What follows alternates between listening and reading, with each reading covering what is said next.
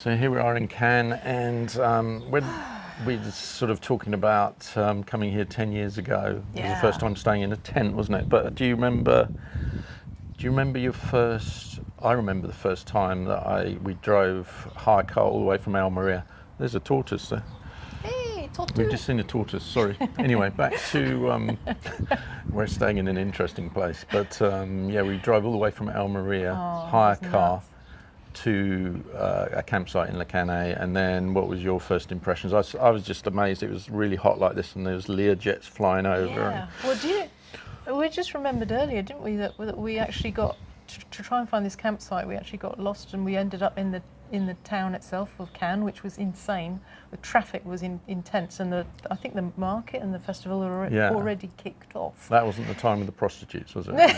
It was. Was it? Yeah. Yeah, that was just before we came across the border. That was in Catalonia somewhere. Oh, right. Well, don't mention the town, but anyway, I can't remember the town. As I remember, we got lost in the car, which we did a few times, and then ended up in a place with lots of interesting women were standing on the side of the road. Well, initially, I thought they were rather... Well, they were standing on the side of the road with a little chair in the middle of nowhere. And I was thinking, well, that's a strange place to have a picnic. Yeah, it was. And then it twigged because we were a bit slow. It wasn't the sort of picnic we were thinking of, was it? But yeah, I mean, I really love France, and I think it's strange that sometimes you read in the press, when you go to Cannes, just be careful. Everything's so expensive. Everyone's going to rip you off and that kind of thing. I mean, it couldn't be further from the truth. As long as you don't go along the main drag, the Croisette. How do you pronounce it? Croisette. Yeah, so if you go along the main drag, even there though, if you go to the right places along there are very reasonable places where you can buy sandwiches and baguettes and a beer, I guess, compared to... Yes, but if you go a little bit, if you go to the old town of Cannes or a little bit inland, there's the prices are a lot better. Well, I think they are, and you can find some really nice restaurants, tiny little places to have your moules frites or your pizza or whatever, and I think they're on prices. I think as far as I can see, prices are on a par either with London or cheaper, depending on what it is. Certainly, the transport. Yeah, I mean, I think a lot cheaper.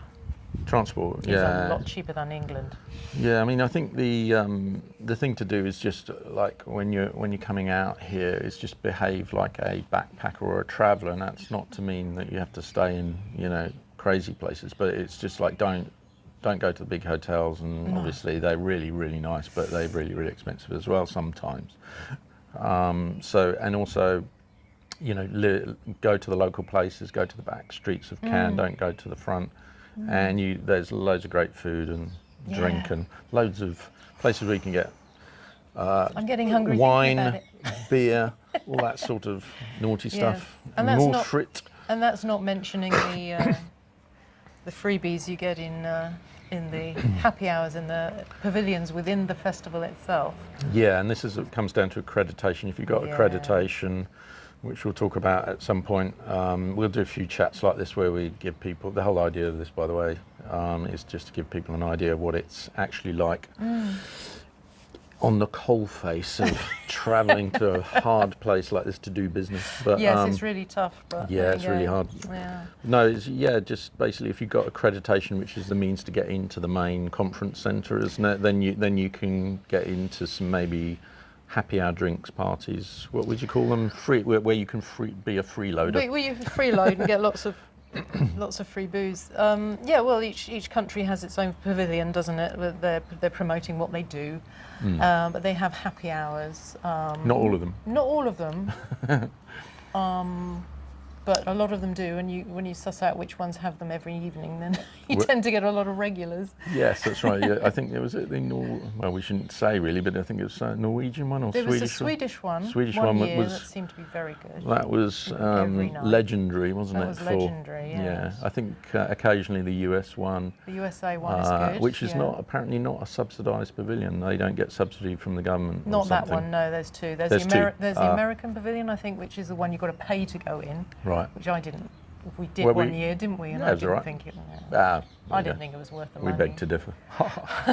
But then there's the USA one, which is it's not. It's just they're just promoting what there's tax incentives for filming in different states. I think, you know, it depends what you're coming out here as to what your expectations are. You know, what am I talking about? If you're an actor or a film producer or indie film producer, or whether you're higher up the food chain in the business, it defines what you will do and what places you will seek out, you know. But yeah, if you're an indie filmmaker like we are, we tend to mix it up with all sorts of people. We do. And you know, most people are absolutely lovely, whether they're on the big boats in the hotels or whether they're just wandering the streets. We've never had any problem at all. No, I mean, you just got to remember that, you know, all people. We're all human beings. Yeah. I mean, some can be a bit arrogant, but most of them are just, you know, you just have a chat to them and see if you've got any connection, any synergy and all that. Yeah, you don't meet too many arrogant ones, I think, because everyone knows that they're, you know, there's no real room for that, because there's always someone doing better than you know, walking along the red carpet, and if not in Cannes, then somewhere else in Hollywood or wherever. But no, generally people are really cool. But I'd definitely recommend people come out if they, even if you haven't got many well, you know, if you're looking for contacts, it's pretty cool. But you got to be careful, because sometimes people are blagging a lot and sort of. Oh, there's a lot of hot air and BS. There's a load of hot air, but that's part of the fun, really. Isn't it? Yeah. Let people talk, and then when you get back home, you can look through your list of contacts and see who is actually genuine. And we've made many contacts here over the years, haven't we? Yes, we have. Not bad. Yeah, we have, and learned so much. I think a lot of this is learning, because there's a lot of conferences and talks and things that you can just garner so much information from. Yeah, and the only thing is, for people, getting accreditation is not that easy. I mean, it took me years to get it. You got it straight away, didn't you? But I think it depends. It depends on your role in the industry. Yes, that's right. Caroline got it so much easier than me. I had to spend many years grinding it was only away. 1 year. No, I think it was a few years, but you obviously, you know, were doing something that I wasn't. Well, I think it depends as I say, it depends on your role in the industry. For actors, it's very hard to get in. For actors, it's hard. If you're more on the production writing side, it's easier. I think if you're in the production side, I think that's the thing, isn't it? Because this is about marketing films and selling films, essentially. But we'll do a few more chats like this. They're extremely exciting, aren't they? Yes, especially when you've got John Travolta flying over. No, that's not John Travolta yet. I think he would probably fly a bigger plane than that as well. I know he's trained to. I think he's trained to fly big planes, big aircraft. Not little. Not flashy Learjets. Well, I think they all have the different ratings, apparently, don't they? We're getting into an aviation context now. Filmmaking and aviation context. But we'll talk about all the ins and outs of Cannes, and also the struggle, really, for everyone to get there. If you're a micro-budget filmmaker or thereabouts, it's a real struggle to get your film out there. But this is one place you can come to see what's out there as well. I think and try and see films that are outside of your own kind of remit, so that you're a bit more open-minded. We learnt so much, didn't we, from those early films when we were staying at a tent in a campsite up the road here. We used to get up at 5 o'clock in the morning and then get on the bus in the rain, queue up in the rain to get into the screening, and many of them were foreign language films, but they were pretty good. Oh, they were lovely. We saw some real good ones in the early days, didn't we? They were good.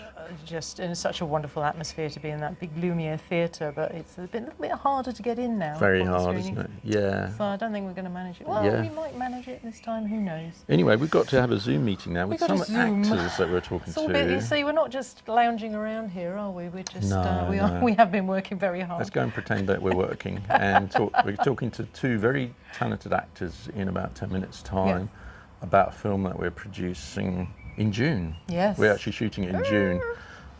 So we are rather busy. And anyway, I'll stop waffling now, and we'll see you in Cannes. We'll go down to the town and do one of these.